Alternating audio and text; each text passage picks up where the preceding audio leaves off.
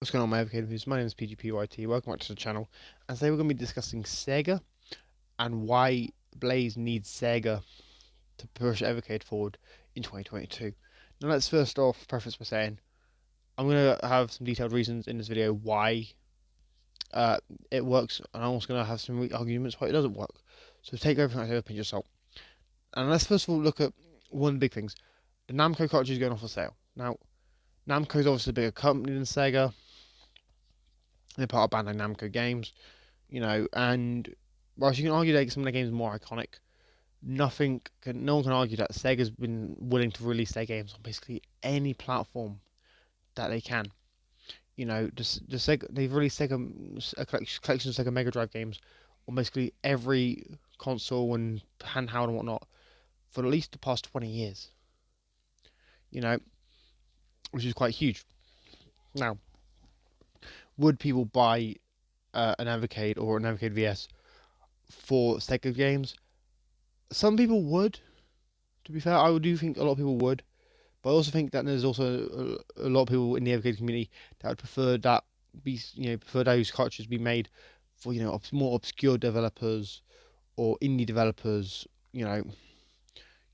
and I do understand that a lot of people it's awkward because people have their preferences with games. So some people might like Sega, some people might hate Sega. But, getting Sega games, there's no doubt there's a huge market for them. Not to mention, who said you have to be just Mega Drive games? They could throw in Game Gear games, which I think emulating Game Gear games would be possible in the Evercade, as well as Game Boy Advance games like the Sonic Advance series for Game Boy Advance. Adding that to Evercade would be a huge get for Blaze because those games don't seem to be available on any other platform. Now, the reason I'm making this video is because I think there are two other reasons why this would work. One, Blaze seems to be very interested in bringing Japanese games to its audience, right? And one of the developers that Sega bought was Atlas, and Atlas put out a ton of games on the Mega Drive, a ton of JRPGs on the Mega Drive, and JRPGs are huge. So getting some of these classic JRPGs onto Evercade could be a huge system seller for so many people that may not have heard of these games and may be interested to play these Japanese classics. Another one is arcade games, because we know that Blaze has been pushing arcade games as a major selling point for the Evercade for a long time. And they recently released a bunch of arcade collections for like Atari, Technos, Data East, and Galaco. Now, I'll be honest, those cartridges didn't really mean anything to me. I've got all of them. I only really played the Technos one because it's got Double Dragon.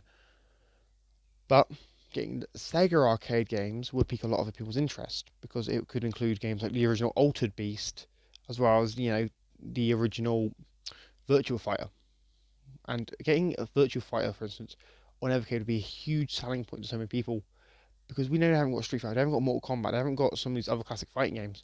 So getting Virtua Fighter, which is quite a big name in the fighting scene, would be huge for a lot of retro gamers. And also, we got to remember, Blaze has made it clear that they want arcade games and console games. They want to have a mixture of both, so gamers have a choice. So why not do that? Why not get Sega's games, Mega Drive games, and arcade games as well as a sprinkle of Game Gear and games that Sega releases to Game Boy Advance, mix them all together and just whack them on Evercade cartridges together, because that could help market the Evercade to a new audience by using Sega's classic games, but also more Sega fans could buy, but more Evercade enthusiasts might come out and be like, oh, I actually want to play some of these classic Sega arcade games on my Evercade. I'm going to buy more cartridges. And all this is about is just selling more games to consumers, but also making games available to more consumers, so more people want to play them and buy them. Now, the one big downside to this is if they focus on Mega Drive games are available on basically any console, any system. It wouldn't really be much of a big get. But we also need to remember, right?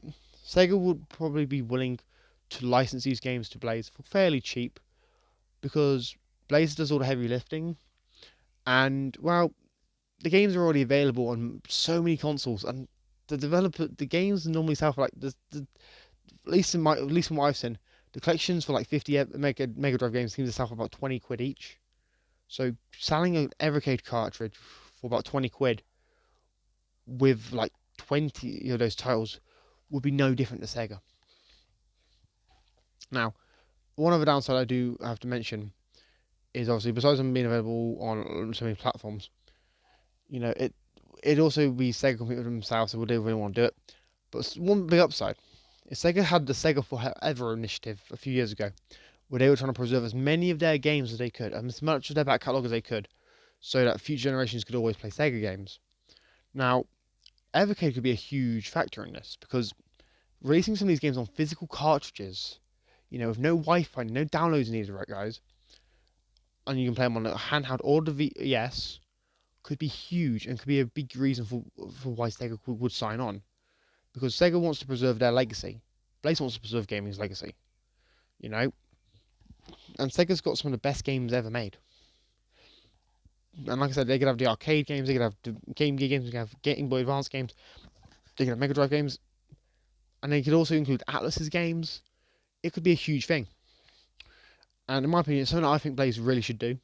If Blaze can get Sega in the room and they hold a discussion with them and go, hey, we want to license some of your games for our console, what would that cost us? If it's cheap enough and it's a good enough deal, I think Blaze would take it, and I think it would be a good get as well.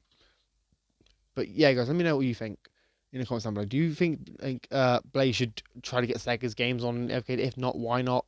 You know, it could help. Expand the game library and the variety of games available to the consumers of Evercade and Evercade enthusiasts, and also could convince more people to jump ship and join the Evercade's fandom. But anyway, that's just my opinion. Let me know yours.